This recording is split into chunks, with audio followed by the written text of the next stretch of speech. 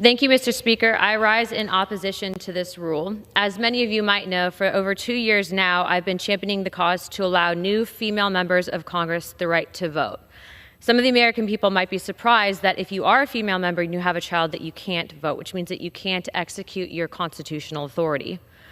For almost 2 years now in this cause, I've met with leadership and I've exhausted all tools in my legislative toolkit to be able to bring this to the floor.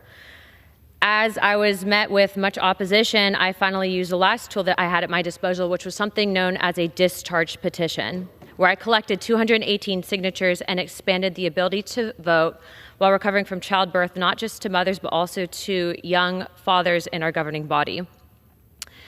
Now leadership, because of the fact that they don't like that I was successful at this, is now trying to change the rules. But I want to talk about how fundamentally dangerous this rule change is. As of right now, they've slipped language into this rule, and we'll get to what they attach the rule to in a second, that would permanently kill any ability for new members of Congress to be able to bring this up and allow those members, if they just had a child, to be able to vote. That's dangerous because of the fact that, A, not only, if I'm arguing this from a Republican standpoint, that we have a very slim majority, but also to think about the message that that sends allowing female members to be able to vote.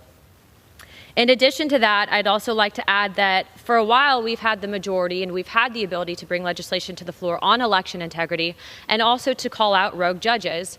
And yet they chose at this point in time to tie this discharge petition killer to this rule that would also permanently paint me and the members supporting it. And I would like to also share that I'm one of the most conservative members of this body. I'd like to hold up my voting record to anyone else as not just being anti-election integrity, but also enabling a position that I don't typically agree with.